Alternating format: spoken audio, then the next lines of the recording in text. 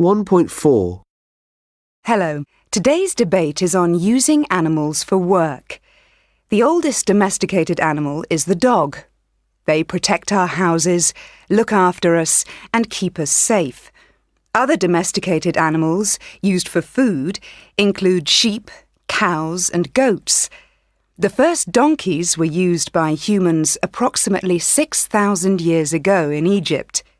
Horses were domesticated 5,000 years ago in Europe and Asia. All these animals have been used to help human beings survive, either by providing food or by working for us. Horses, camels, elephants, they have all helped humans explore their land and transport goods from one place to another. But is this fair? And what about animal rights? To argue this issue with me today is Amy Johnson, an animal rights activist and writer. To argue against the issue is Dr. Jacob Kurian. Dr. Kurian is a professor of zoology and a writer of several books on animal welfare. You both have 2 minutes to introduce your point of view. Amy, would you like to begin? Thank you for inviting me to this debate. It's well known that animals have worked side by side with humans for thousands of years. In fact, they helped us develop our civilization and have helped humans survive. Animals like elephants and horses were used to build amazing structures, like the pyramids. Yet their hard work and suffering are hardly ever acknowledged. Horses, camels, and elephants were used to transport armies and soldiers during wars. But many of these animals died in these wars. And there are other examples. Even now, dogs are used to pull sledges in cold climates, and elephants are used for logging. These animals work long hours for very little reward. Humans just use them to their advantage.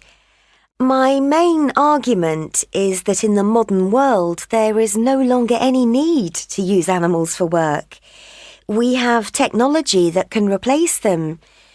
It is similar to using children to work in factories. 200 years ago, factory owners got rich by using children. Nowadays, people still get rich by using animals to do work for them.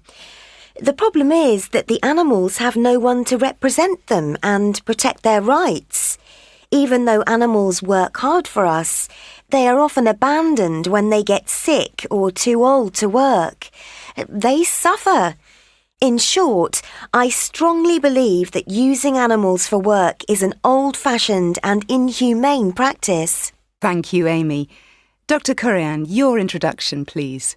Thank you. It's true that animals have helped our civilization develop.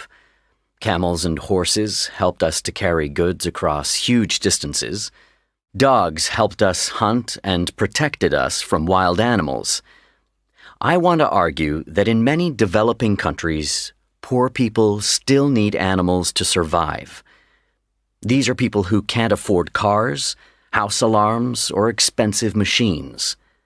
Another point is that without humans, these domesticated animals would not have been able to survive. They need us and we look after them. Not all animal use is abuse. There are many pet owners and animal lovers around the world who work in animal shelters and help animals. There are laws that stop animals suffering. Here's an interesting point. In modern cities, we don't see animals suffering. On the contrary, developed countries spend a lot of money every year on pet food, pet toys, and healthcare. We even have pet spas where our furry friends can get a massage and first-class treatment for a day. At the same time, there are still millions of children in the world who don't get this kind of treatment. They go without food or clothing. I strongly believe that in a modern society, people often care more for animals than the poor. Thank you, both of you, for your arguments. Now let's hear from our listeners.